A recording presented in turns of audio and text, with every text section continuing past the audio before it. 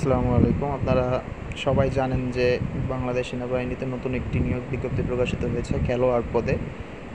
তো এই পদে আপনারা আবেদন করতে পারবেন হচ্ছে 25 জুলাই হতে 5 আগস্ট পর্যন্ত।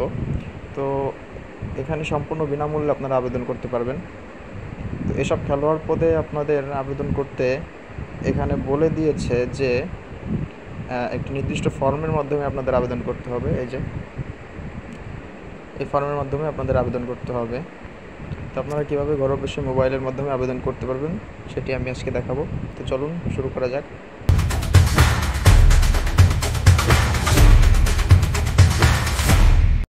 সর্বপ্রথম আপনাদের একটি সফটওয়্যার প্রয়োজন হবে।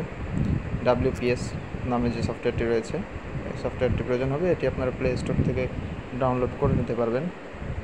WPS সফটওয়্যারটি লিখলেই চলে আসবে এই যে সফটওয়্যারটি।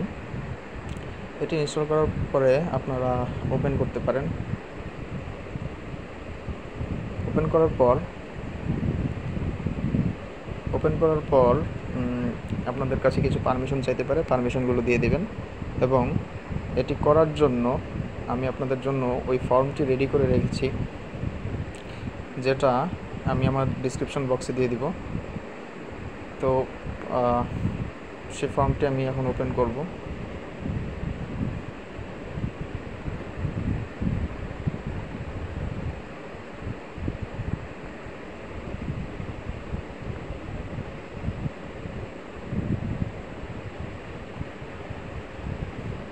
আপনারা WPS-এর মাধ্যমে ফর্মটি ওপেন করে নেবেন। ফর্মটি ওপেন করার পর আপনাদের মধ্যে এরকম একটি ইন্টারফেস শো করবে। তো আপনি এই ব্যাক বাটনে ক্লিক করে এখান থেকে চলে আসবেন। এই যে এই ব্যাক বাটনে ক্লিক করে আপনি এখান থেকে চলে আসবেন। আসার পর এখানে দেখতে পাচ্ছেন যে এডিট নামে একটি অপশন আছে। এই যে আপনার কাঙ্ক্ষিত ফর্মটি, এখানে আপনি ক্লিক করার পর দেখবেন এডিট নামে একটি অপশন আছে। এডিটে যাওয়ার পর আপনি এই ফর্মটি পূরণ করবেন। এই ফর্মটি সর্বপ্রথম পূরণ করার নিয়ম হচ্ছে, দেখুন প্রার্থীর নাম ও পিতার নাম সর্বপ্রথম দেওয়া আছে, প্রার্থীর নাম এবং পিতার নাম। এটি আপনি এখানে নাম লিখবেন, আপনার নিজের নামটি লিখবেন। আমি উদাহরণস্বরূপ একটা দিয়ে ইন্টার প্রেস করে যে কোনো একটি নাম লিখতে পারেন, মানে আপনার নামটি লিখবেন। মোহাম্মদ যাই হোক না কেন এখানে সম্পূর্ণভাবে লিখবেন। লেখার পর পিতার নামের এখানে আসার পর একটি ইন্টার চাপ দেবেন। চাপ দেওয়ার পরে আপনার পিতার নামটি এখানে লিখবেন এভাবে। এরপর ঠিক একইভাবে মাতার নামটি আপনারা লিখবেন। লেখার পর এখানে ক্রীড়া দল, আমাদের সার্কুলারে যে দলগুলো রয়েছে আপনি এখান থেকে যে দলে আপনি আবেদন করতে যাচ্ছেন সেই দলগুলোর যে কোনো একটি আপনি ওখানে লিখবেন। তো ধরে নেওয়া যাক আপনি ফুটবলে আবেদন করবেন, তো এখানে ফুটবল লিখবেন। এখানে লেখা ভেঙে যেতে পারে, এটা নিয়ে কোনো সমস্যা নেই, লেখা ভাঙতেই পারে, স্বাভাবিক, কারণ আমাদের জায়গা কম। শিক্ষাগত যোগ্যতা অবশ্যই সাধারণত সেনাবাহিনীতে SSCর নিচে নেয় না, তো ধরে নিলাম SSC।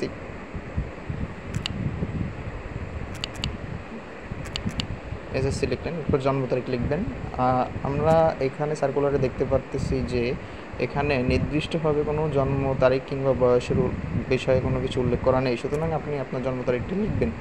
লেখার পর এখানে বর্তমান ঠিকানা, আপনি আপনার গ্রামটি লিখে নেবেন। এখানে গ্রাম লেখার পরে ডাকঘর একটি স্পেস দিয়ে ডাকঘরটি লিখে নেবেন।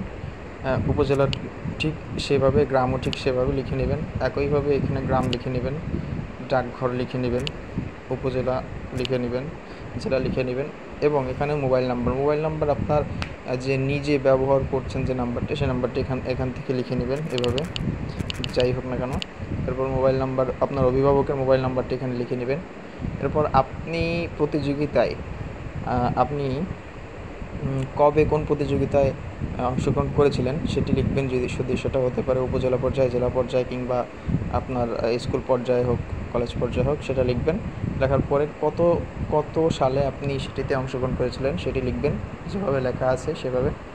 এবং আপনি কি পেয়েছিলেন, স্বর্ণ, রৌপ্য, তাম্র। সাধারণত বর্তমানে রৌপ্য তাম্র অবশ্য দেয় না, তারপরেও যদি কেউ পেয়ে থাকেন এখানে লিখবেন। এবং যদি কেউ না পেয়ে থাকেন কোনো পুরস্কার, তাহলে এখানে প্রযোজ্য নয়, যেভাবে লেখা আছে সেভাবে লেখা থাকবে। সর্বশেষে আপনি ছবি কীভাবে অ্যাড করবেন, তো ছবি হচ্ছে ইনসার্ট করবেন। এখানে দেখুন ইমেজ নামে একটি ইমেজের একটি আইকন দেওয়া আছে, আমি আপনাদের দেখাচ্ছি।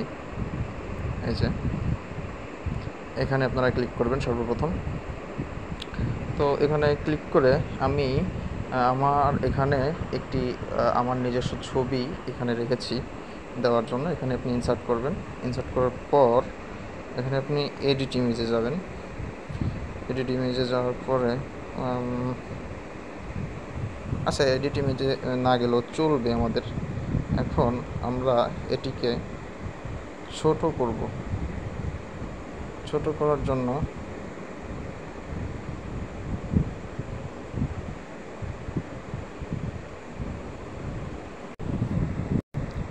ছবিটি ছোট করার জন্য আপনি ছবিটি ইনসার্ট করার পর এখানে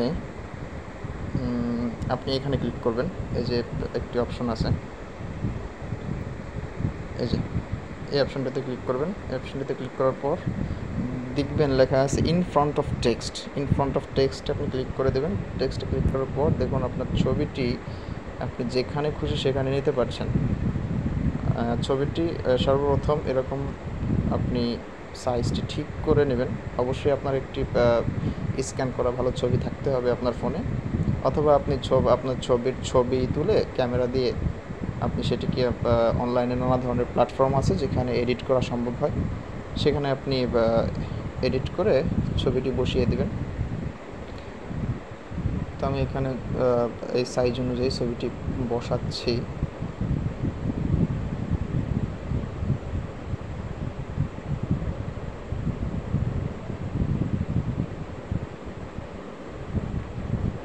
ঠিক এভাবে আপনি ছবিটি বসিয়ে নেবেন। ছবি বসানোর পরে আমাদের কাজ সম্পূর্ণ শেষ। এরপর আপনি এখানে সেভ নামে একটা আইকন আছে, দেখতে পারবেন। এই যে সেভ, এই যে এখানে আপনি ক্লিক করবেন। ক্লিক করার পরে আপনার ফাইলটি সেভ হয়ে যাবে। আপনাদের এরকম নাও হতে পারে, আপনাদের কাছে নাম চাইতে পারে, হ্যাঁ, যে আপনি ফাইলটি কী নামে সেভ করবেন। সেক্ষেত্রে আপনারা সেখানে নাম দিয়ে দেবেন। নাম দিয়ে আপনি যে ফোল্ডারে বা যে ফাইলে সেভ করেছেন ঠিক একইভাবে সেখান থেকে আমাদের আপলোড করতে হবে। তো এটাকে আমাদের এখন পিডিএফ ফাইলও বানাতে হবে, কারণ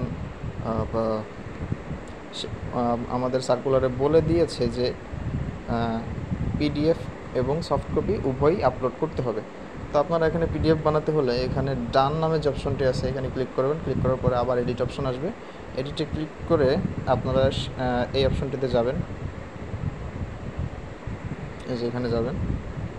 যাওয়ার পরে দেখবেন ফাইল নামে একটা অপশন আছে, ফাইলে যে সেভ অ্যাজে ক্লিক করার পর এই যে দেখেন আমি আমার ফোনের মাই ডকুমেন্টস নামে যে জায়গাটি রয়েছে এখানে, এই যে আপনারা প্রথমে সেভ করার সময় এরকম একটা অপশন আসবে। এখানে আমি ডক এক্স ফাইলে সেভ করে নিয়েছি সর্বপ্রথম, হ্যাঁ, এই যে সেভ হয়েছে এখানে। তো আমাদের পিডিএফে সেভ করতে হবে। এখন আপনি এখানে ক্লিক করবেন। ডট এক্স যে লেখাটি রয়েছে এখানে ক্লিক করার পরে দেখতে পাবেন যে পিডিএফ নামে একটি অপশন আছে, পিডিএফও আপনি আপলোড করবেন। তো আমাদের ফাইলটি ফারজান আক্তার তিশা নামে সেভ হয়েছে। যাই হোক, একটা নামে সেভ হলেই হচ্ছে। তবে আপনারা আপনাদের নিজস্ব নাম দিয়ে সেভ করবেন। আপনার নাম যদি আব্দুর রহমান হয় আপনি এখানে আব্দুর রহমান লিখে সেভ করবেন, মানে উদাহরণ হিসেবে বললাম আর কি। যাই হোক, আমাদের নামটি ছিল ফারজান আক্তার তিশা, তো আমি ওই নামেই সেভ করছি।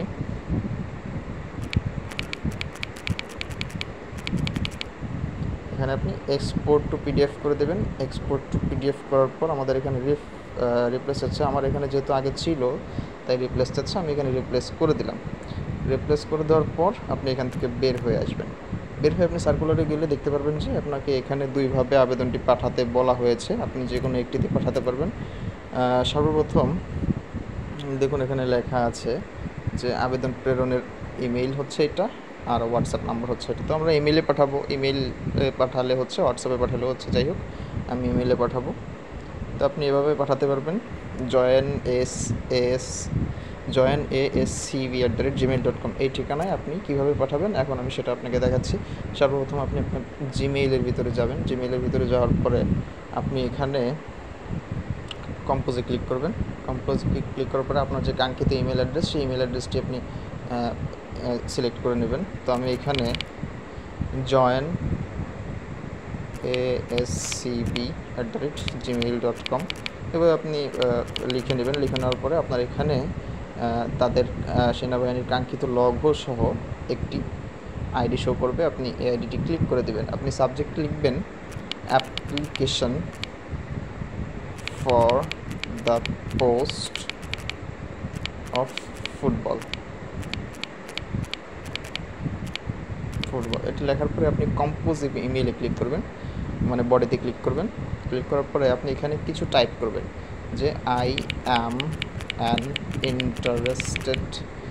Interested candidate for this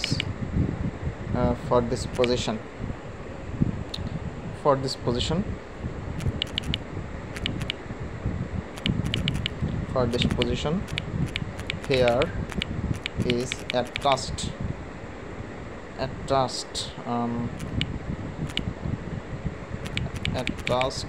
my form। এটা লেখার পর আপনি এখানে ক্লিক করবেন। এখানে যাওয়ার পর আপনি ফাইলসে ক্লিক করবেন। ফাইলসে ক্লিক করার পর আপনি আমাদের ওই দুটি ফর্ম যেখানে আমরা সেভ করেছিলাম সেখানে যাব। সেখানে সিলেক্ট করব। ডকুমেন্টস আমরা সেভ করেছিলাম। ডকুমেন্টে যাওয়ার পর দেখতে পাচ্ছেন যে আমার এইখানে ফাইল চলে আসছে, একটা ফাইল এবং একটা ফাইল আমরা যে নামে সেভ করেছিলাম পিডিএফ এবং ডকএক্স ফাইলে। তো এই দুটি ফাইল আমরা সিলেক্ট করব। সিলেক্ট করার পরে আমাদের এখানে আপলোড হয়ে গিয়েছে। তো পিডিএফ এবং ওয়ার্ড ফাইলটি আপলোড এখানে অ্যাটাচ করার পরে আমরা এখানে সেন্ড করে দেব। এই যে সেন্ড অপশন রয়েছে, এখানে আপনারা সেন্ড করে দেবেন। আমি উদাহরণের জন্য এখন সেন্ড করছি না, যেহেতু আমি এই আবেদনটি সম্পূর্ণভাবে করিনি। তো আপনারা এভাবে পাঠিয়ে দেওয়ার পরেই আপনাদের আবেদনটি সম্পূর্ণ হয়ে যাবে। তো ধন্যবাদ আজকের ভিডিওটি দেখার জন্য। সবাই ভালো থাকবেন। আল্লাহ হাফিজ।